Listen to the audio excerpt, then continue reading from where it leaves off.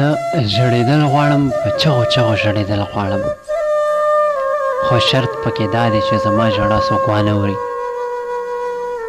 ځکه چې دا زما بدقسمتي ده. زما د ژوند د ټولو لویه المیه ده. زما د ژوند د ټولو لویه المیه ده چې زه په داسې کور کې زیږېدلی یم، بلکې په یو داسې کام کې زیږېدلی یم چېرته چې د تعلیم اهمیت نشته،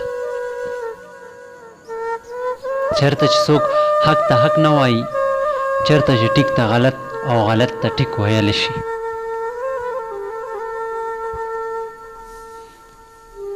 چېرته چې د خلکو د جذباتو سره لوبې کېږي، چېرته چې یو سړی هله قیمتي وي کله چې یو سړی پیسې ګټي،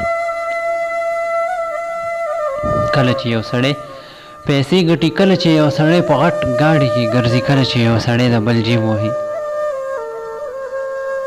کله چې یو سړی د خلکو د غربت سره لوبې کوي.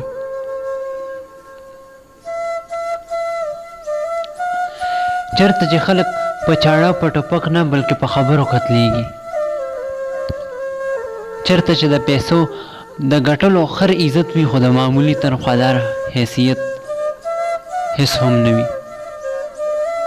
زما نه دی پکار داسې خلک، زما نه دی پکار داسې ژوند، زما نه دي پکار داسې خلک، زما نه دی پکار داسې ژوند، داسې پلار، داسې خور، داسې کاکا، داسې ماما، داسې تربور، داسې رور، لنډه دا چې داسې انسان. زما د ارمانونو جنازې زما د غربت په اوږه پرتې دي، په دې انتظار کې یم چې کله به زما اوږه پرېږدي او ما ته به ازادي راکوي. زه احساس لرم، زه زړه لرم، زه سوچ او فکر لرم، نو ولې آخر ولې په ما دا خلک خپل فکر سورول غواړي؟